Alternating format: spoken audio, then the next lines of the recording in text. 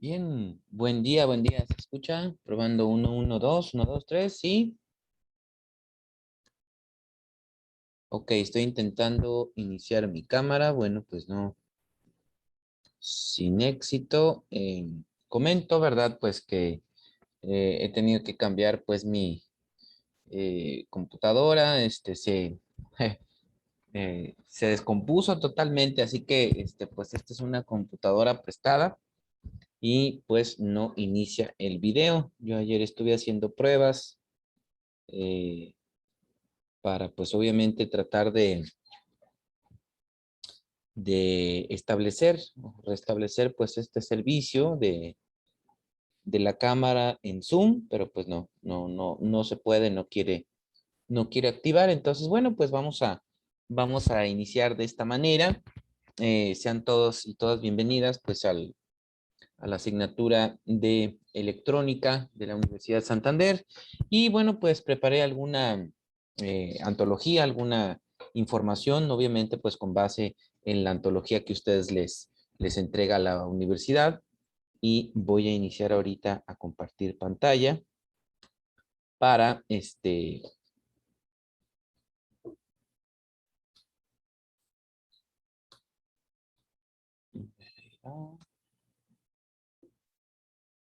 ok, ahí está entonces.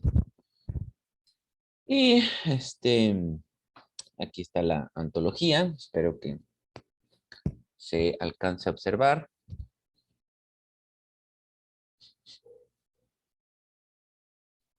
Comentarles, bueno, pues he estado observando sus actividades, sus trabajos, lo que ustedes han estado realizando y bueno, pues cabe aclarar, ¿verdad? Que he visto algunas confusiones, pues, en lo que viene siendo el concepto, las características de la electrónica analógica, la analógica y los conceptos y características de la electrónica digital. Ambas son ramas, pues obviamente, de lo que viene siendo la electricidad, para posteriormente, bueno, pues la gran división en este caso que es la electrónica y las características, ahorita las vamos a identificar, ahorita vamos a ver en qué consiste pues la electrónica analógica y en qué consiste la electrónica digital, cuáles son prácticamente pues sus características. Y bueno, pues a manera de comentario, la electrónica analógica pues es aquella que maneja valores específicos, ¿verdad? De voltaje, como puede ser 3.3, 5.5, 12 volts, este, en el entendido, pues, de que esta electrónica, pues, maneja valores específicos, valores muy particulares de lo que viene siendo la energía. Bien, entonces, em, comentar, comentar que esa es una de las características. A ver, permítanme.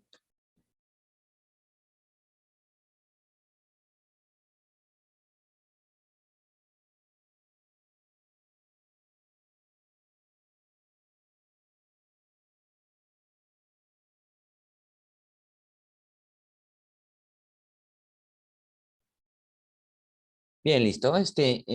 Tengo también problemas con el internet. Ahorita va a cargar la página.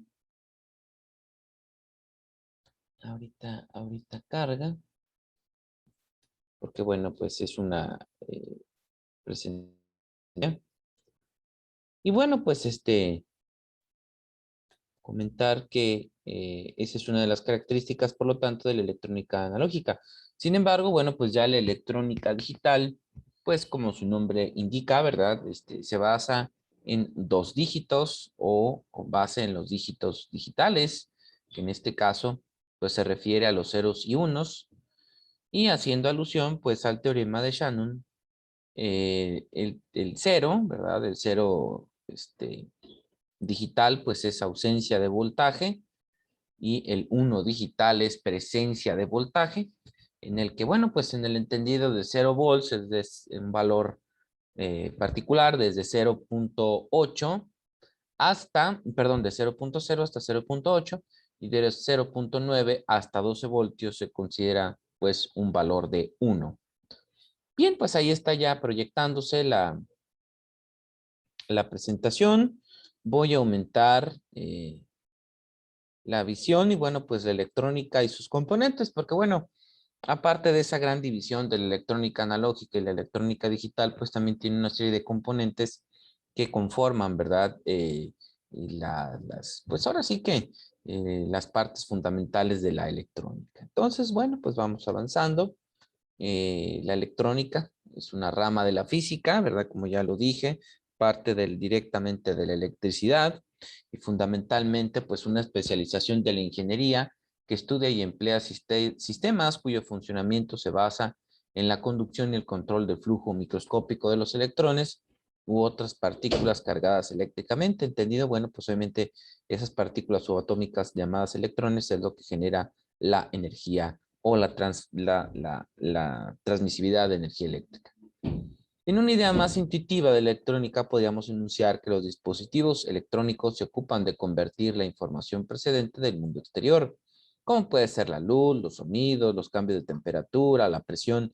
Algunos libros lo mencionan como transductores y otros pues mencionan también que estos dispositivos electrónicos son sensores. Lo que hacen, pues, es reciben una señal eléctrica y procesan esta información y la convierten en otro tipo de energía que produce un cierto efecto, como puede ser activar un timbre, hacer vibrar un altavoz, iluminar una pantalla, cambiar de canal el televisor, convertir una señal, etcétera, etcétera, ¿no? Bien, existe una serie de componentes electrónicos básicos y se dividen, bueno, ¿verdad? En componentes pasivos y componentes activos. En el caso de las resistencias, los condensadores y resistencias, condensadores y algunos diodos, ¿verdad? Se consideran como este tipo de componentes pasivos. Sin embargo, pues ya lo que vienen siendo los transistores, los circuitos integrados, los microprocesadores y los microcontroladores, pues ya son componentes activos. Y bien, pues ahí están, ¿verdad? Los componentes electrónicos, son los pasivos, las resistencias y los condensadores.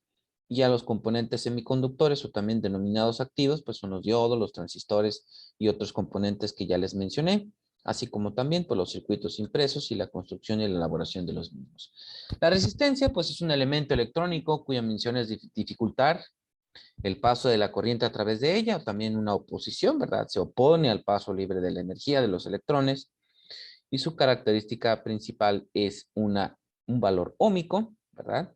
Eso en memoria, ¿verdad? Y alusión a George Simonov, que fue pues el que descubre pues estas energías y estas características dentro de los componentes electrónicos. Por eso, pues el Sistema Internacional de Unidades eh, coloca el ohm como la unidad de medida de la resistencia eléctrica. Y bien, pues la resistencia óhmica, su característica importante es, puede en este caso también disipar eh, energía, ¿verdad? Denominada tolerancia. Y existen tres tipos, las fijas, las variables y las dependientes. Las fijas, pues su nombre indica, no varía su valor. Las variables, pues sí, son ajustables y las dependientes, pues son aquellas que son sensibles al calor, a la luz o a la tensión. Al calor, por ejemplo, como los termistores, la luz como, en este caso, los fotorresistores y pues los varistores para la tensión. Y ahí tenemos las resistencias fijas. Las pirolíticas están construidas por un hélice de carbono enrollada sobre un cilindro cerámico. Las bobinadas por un hilo metálico también enrollado sobre otro cilindro cerámico. Sin embargo, el conjunto se recubre con esmaltes vitrificados o cementos que las hacen incombustibles en la superficie y va impreso su valor en ohmios, así como se ve en la imagen. Y de película metálica, pues son las más comunes, ¿verdad? También denominadas resistencias de 4 franjas o de 5 y 6 franjas, y pues son resistencias de precisión. Sin embargo, pues tienen tolerancias bajas, quiere decir que a una gran cantidad de calor, pues estas llegan a convertirse en un conductor y pues se queman totalmente. Las resistencias de hilo o bobinadas, pues tiene este aspecto, tienen diversos tamaños y valores. Y como se indica ahí, pues su valor prácticamente está en el cuerpo de la resistencia. Generalmente están construidas por un soporte de material aislante y resistencia a la temperatura, alrededor del cual la resistencia propiamente dicha está construida por un hilo cuya sección y resistividad dependen de la potencia y la resistencia deseada, así como se observa aquí. En los extremos del soporte hay fijados dos anillos metálicos sujetos con un tornillo o remache, cuya misión, además de fijar en el hilo de la resistencia, consiste en permitir la conexión. Por lo general, una vez construidas, recubren con un barniz especial que se somete a un proceso de vitrificación, y este barniz suele marcarse con serigrafía los valores en ohmios y en vatios, ¿verdad? Este esmalte pues todavía también genera una gran cantidad también de soporte al calor. Bien, las resistencias químicas, su hilo de valor óhmico elevado, necesitan una gran cantidad de hilo tan grande que en la práctica pues resultaría muy voluminosa. Las resistencias de este tipo se realizan de forma más sencilla y económica, empleando en lugar de hilo pues carbón pulverizado mezclado con sustancias aglomerantes, y pues obviamente para soportar calor y también tener una gran cantidad de energía o de oposición más bien. Ahí están las resistencias de películas de carbón, internamente cómo están conformadas. Un cilindro cerámico, hélice de carbón, un casquillo con los terminales o los conectores y una pintura aislante que se vitrifica, ya lo mencionamos, ¿verdad? La fabricación de una resistencia pirolítica se fabrican pues con una película de carbón y con los siguientes pasos, así de manera secuencial del 1 al número 7.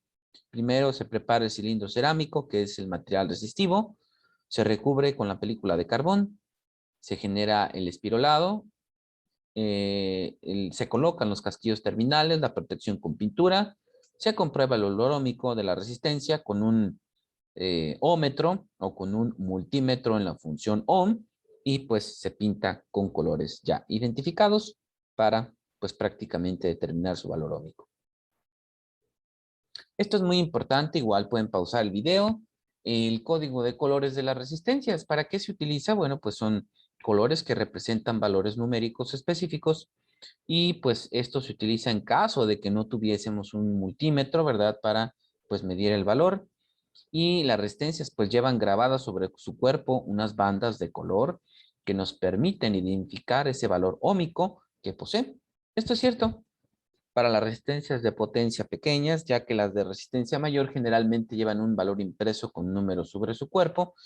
Y bueno, pues ustedes pueden investigar un poco más en referencia al código de colores. Sin embargo, pues las resistencias, ¿verdad? Las franjas o bandas van a representar un valor óhmico.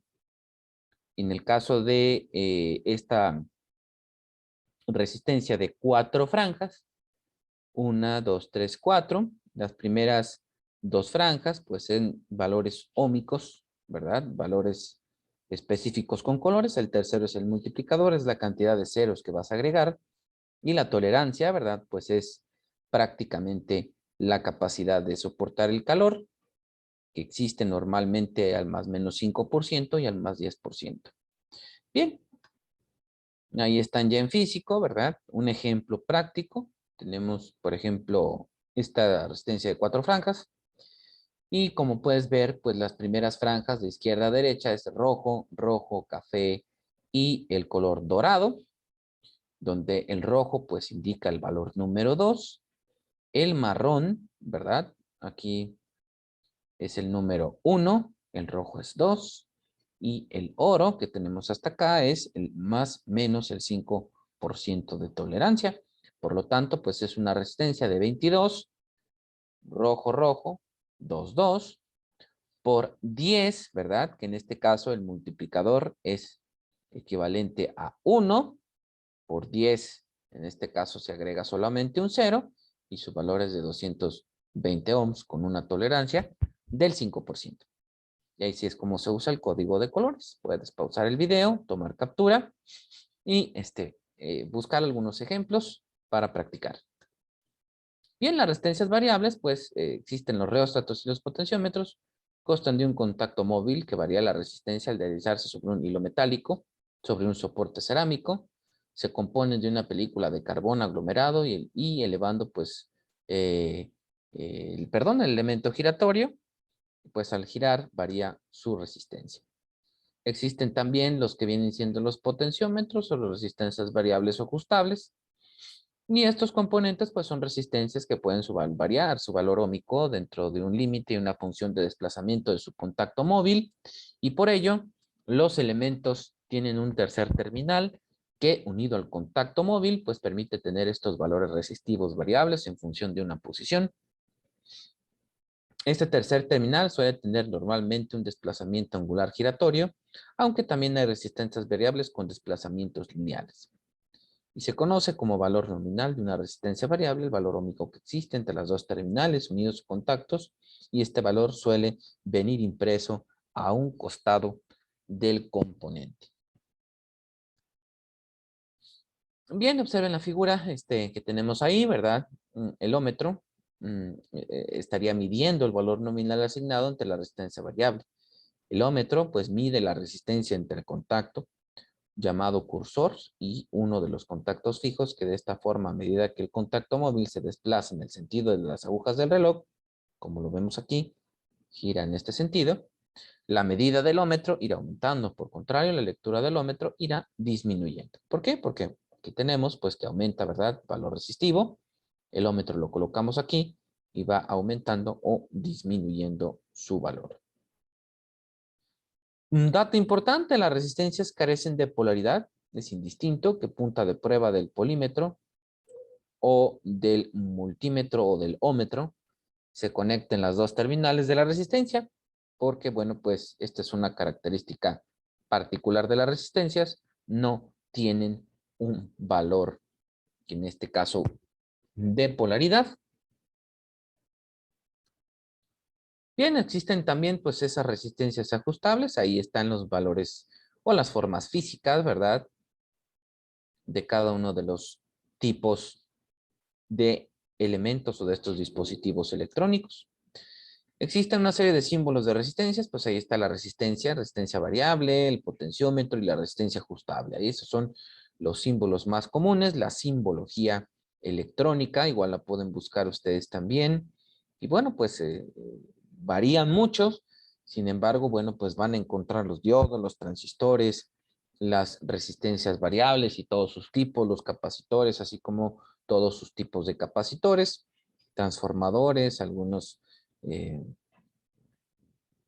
resistencias de montaje superficial, etcétera, etcétera, ¿no? Bien, existen resistencias dependientes, estas que son sensibles a la luz, variables con la temperatura o sensibles al voltaje, o también varistores o VDRs. El sensible a la luz, pues en verdad, ya lo había mencionado, es el fotorresistor. Su resistencia disminuye al incidir sobre ella la luz. Se usan como detectores y son dispositivos de entrada de sistemas electrónicos. Pues se utilizan en el sistema de alambrado público, por ejemplo, para pues encender o apagar de manera automática. Las variables con temperatura pues pueden ser de coeficiente negativo, reducen su resistencia al aumentar la temperatura, o de coeficiente positivo, PTC, y aumentan, ¿verdad?, la temperatura o disminuyen, ¿verdad?, según pues la temperatura. Y en el caso de los sensibles al voltaje, pues disminuyen su resistencia, aumentan el voltaje y se emplean para proteger los circuitos de variaciones y picos bruscos. Ahí están algunas características de operación. Los termistores, bueno, pues ahí está, aumentan su resistencia al aumentar su temperatura y disminuyen su disminuyen su resistencia al aumentar la temperatura. Bien, ahí están los condensadores, están formados por dos armaduras conductoras separadas por un material dieléctrico, permiten almacenar una determinada carga y se utiliza esta cuando se necesite. Por lo general se indica el valor de los mismos en las carcasas, si no se hace una forma directa al utilizar también un código de colores, ¿no? Está el cerámico, el de poliéster, el electrolítico y el electrolítico de tantalo y el de aluminio. Estos son los más comunes, el de aluminio.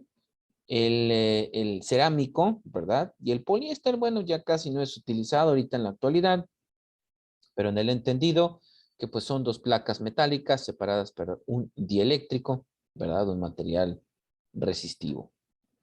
Hay de diversos tipos, cerámicos, poliéster, eléctricos, de papel, de mica, de tantalo, variables y ajustables. Ahí está la simbología que les comentaba hace un instante. Tomen captura, pausen el video. Bien, continuamos. Ahí están algunas características internas, ¿verdad? De los condensadores. Ahí está el condensador cerámico. Está conformado por un disco metálico o la placa. Y el disco cerámico o dieléctrico tiene una cubierta aislante, ¿verdad? La cerámica que está en medio y las dos placas conductoras, ¿verdad? Ahí están las dos placas y separadas por este dieléctrico que les comentaba, ¿verdad? Entonces el dieléctrico, ¿verdad? Es pues prácticamente es el material resistivo.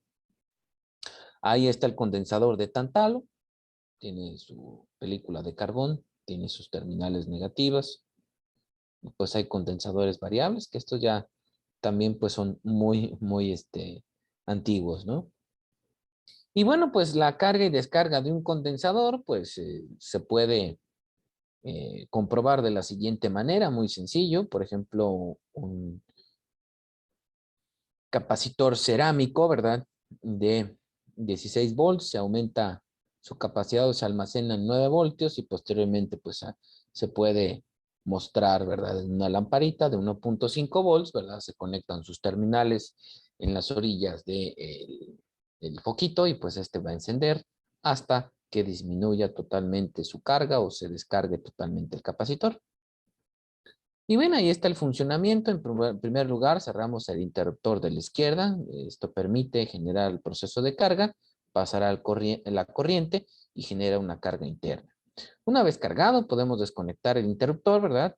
De la izquierda y conectar el de la derecha. Al hacerlo, el condensador hará la vez de la pila, suministrando corriente a la bombilla durante un tiempo determinado hasta que se descargue, como lo mencionábamos hace un instante, ¿no? Y muy importante, antes de pasar, dice la función de la capacidad del condensador. La bombilla durará más o menos tiempo encendida y el tiempo de carga que dure el capacitor, que también se puede calcular, ¿verdad? Pasado el tiempo, como hemos dicho, la capacidad del condensador se descarga y la bombilla volverá a apagarse.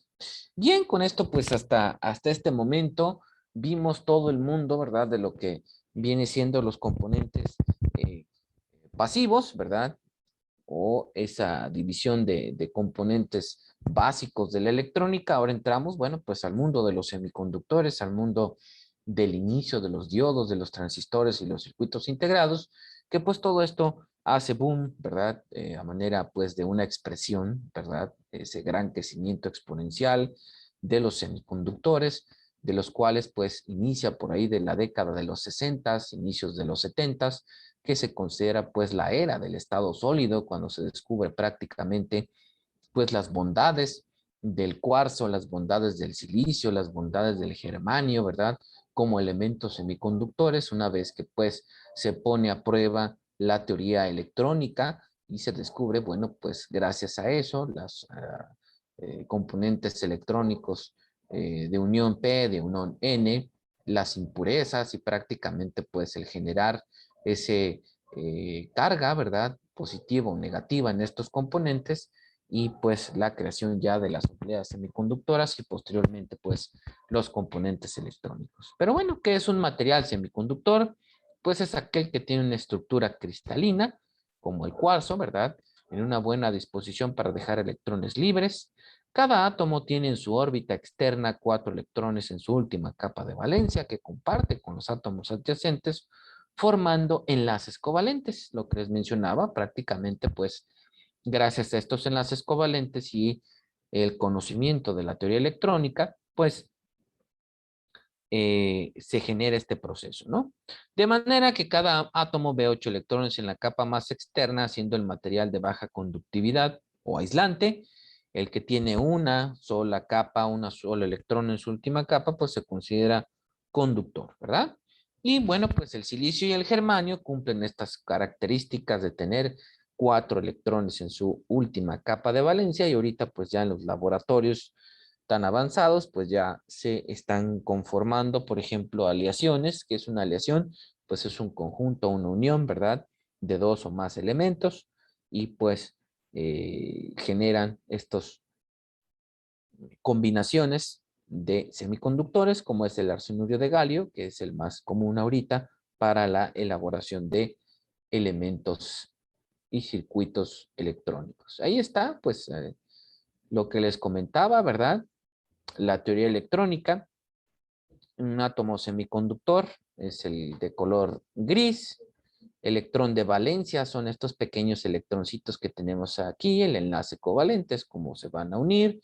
Y el átomo o la impureza viene siendo en el centro. Y bueno, pues los electrones libres van a viajar, ¿verdad? En este caso, gracias a las interacciones que van a tener internamente. Bueno, pues, y hay tres tipos de materiales, ¿no? El material neutro es el que carece de carga. El material N es porque, bueno, está cargado con los electrones libres y recibe una carga negativa. Y el material P, pues, es a través de una carga positiva o los protones. Y bien, ¿qué sucederá entonces si unimos un semiconductor P con uno N? Pues obtenemos un diodo, ¿verdad? Tenemos esa unión del primer circuito o el primer componente electrónico o el semiconductor más simple. Y bueno, pues así es considerado el diodo. Y al terminal, pues está conectado un material tipo P, lo llamamos ánodo. Y al conectado en un material N, lo vamos a llamar, en este caso, cátodo. El ánodo tendrá, por lo tanto, una carga positiva, y el cátodo tendrá una carga negativa. Existe una barrera, ¿verdad?, en el centro que no permite, pues, pasar los electrones. Este es el símbolo del diodo semiconductor. Ustedes lo van a encontrar inclusive también en algunos multímetros. Así que, pues bueno, es a manera de referencia, ¿verdad? El diodo, pues, es un componente electrónico fabricado con un material semiconductor que solo permite el paso de la corriente eléctrica en un solo sentido. Y bien, pues, ahí tenemos, ¿verdad? Recuerden, muy importante el símbolo anterior, aquí es el material tipo P, el material tipo N. El ánodo, ¿verdad?, es positivo y el cátodo es negativo. Observen, ánodo y cátodo, ¿verdad? Repito otra vez, ánodo positivo, cátodo negativo, ¿correcto? Bien, entonces la bombilla se va a iluminar solamente cuando suceda, pues, esta cuestión, ¿verdad? La polarización de los diodos, pues existe la polarización directa cuando el cátodo y el ánodo, ¿verdad? Y ahí sí va a conducir la energía. La polarización inversa, pues no conduce porque, pues obviamente, la terminal, en el caso, pues se conecta en el polo negativo y la pila al ánodo y el positivo al cátodo. Y bueno, pues se comporta como un aislante, ¿verdad? Bien, permítanme.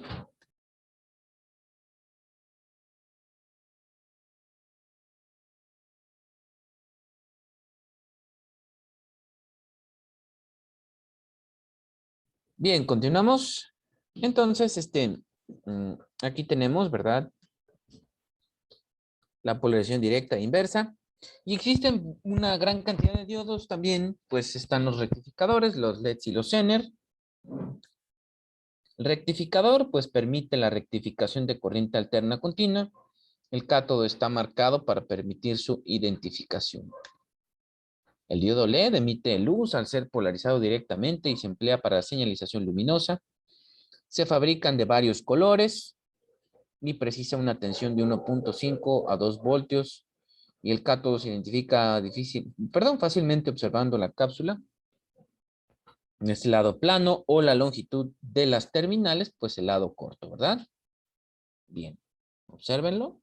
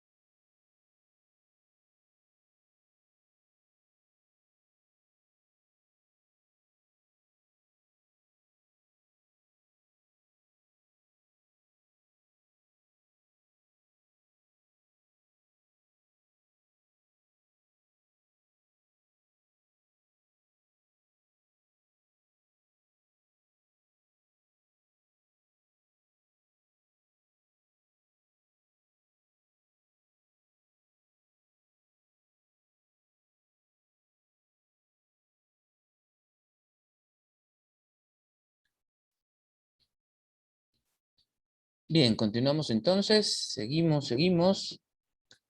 Bien, la aplicación de algunos diodos rectificadores, pues ahí está como fuentes de alimentación o adaptadores de corriente, ¿verdad? Estos, o también los puentes de diodos, que bueno, se utilizan mucho en las fuentes de alimentación, ¿vale? Bien, también como pues adaptadores de corriente, el puente de diodos, ¿verdad? Se monta, ¿verdad? Ahí en esta fuente de alimentación.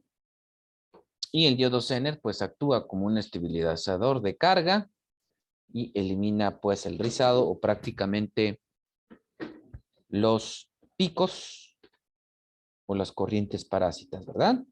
Y en las aplicaciones de los diodos LED, pues ahí tenemos, ¿verdad? Algunas. Ya ahorita la tecnología LED pues está muy avanzada. Pueden iluminar fachadas, se utiliza pues también para la iluminación de automóviles, para también pues los semáforos, etcétera, ¿no? El transistor, bueno, pues ya es un componente electrónico más avanzado. Con esto inicia pues la era digital, la era electrónica, por así decirlo. Y pues es un componente que tiene tres terminales, cuya resistencia puede variar en función de la señal de entrada y funciona como un interruptor controlado por las corrientes. Lo más utilizado son las de unión BJT y pues se llaman esas terminales, es base, emisor y colector. En este caso pues es base, colector y emisor y internamente pues habría que verificar cómo está fabricado y cómo podemos revisar sus terminales. Bien, aquí están otros tipos de transistores, ¿verdad? Internamente su símbolo electrónico, pausen el video, tomen captura, ahí está. Y bien, el transistor tipo PN, pues cómo funciona, ¿verdad? Está basado en la propiedad de poder gobernar la intensidad que circula entre el emisor y el colector mediante el paso de una pequeña corriente por la base. Y bueno, pues prácticamente ahí tenemos sus polarizaciones, ¿verdad? Polarización directa, inversa, y etcétera, etcétera. Bien, ahí están algunos modelos que pues ya son algo viejos, estos transistores, década de los 80s, 90s, pues fueron muy utilizados. Ahorita pues ya prácticamente pues ya son obsoletos, sin embargo pues es importante verlos. ¿Cómo funciona el transistor? Bueno, pues en el caso del interruptor que tenemos ahí, por lo tanto está abierto, por lo que no hay paso de corriente. Al cerrar se genera una pequeña corriente que circula por la base del transistor y la polariza. La resistencia R evita que esta corriente sea demasiado elevada y en este momento se genera un paso de corriente entre el emisor y el colector y pues esta corriente sobre es mucho mayor que la corriente, por lo tanto pues conduce la energía suficiente para encender la bombilla, ¿verdad?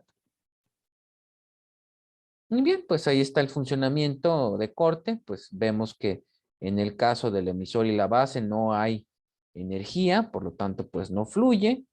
En funcionamiento activo pues fluye alguno, ¿verdad? Pero ya cuando está en saturación pues prácticamente conduce sobre el colector. Bien, y ahí está el circuito integrado, que es la evolución del transistor. Es prácticamente pues ya la incorporación de estos transistores en este circuito integrado y bueno, pues recibe un nombre, ¿verdad? Que se llama escala de integración.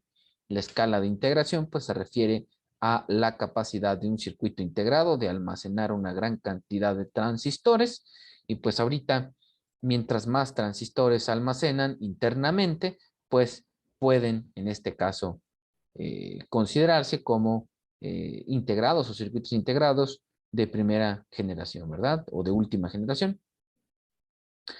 Dice, actualmente la tecnología electrónica permite fabricar circuitos de dimensiones microscópicas llamados transistores y otros elementos sobre una placa de material semiconductor de tamaño variable, que no excede de unos pocos milímetros. A esta placa se le conoce como el nombre de circuito integrado o microchip. La fabricación de este tipo de elementos va desde circuitos electrónicos con amplificadores, filtros y conmutadores hasta las memorias de ordenadores, microprocesadores y ahora pues con la evolución de los microcontroladores. Y ahí está la simbología electrónica que les mencionaba hace un instante y pues con esto concluye la presentación. Bien, voy a dejar de compartir para, pues, en caso de que exista alguna pregunta, alguna duda, con toda confianza.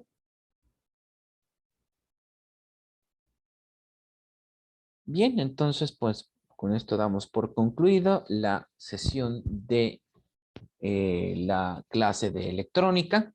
Y bien, pues entonces nos estaríamos por ahí escuchando en la virtualidad, a reservas que pues pueda resolver mi problema, ¿verdad? Con la cámara de video. Muchas gracias. Hasta pronto.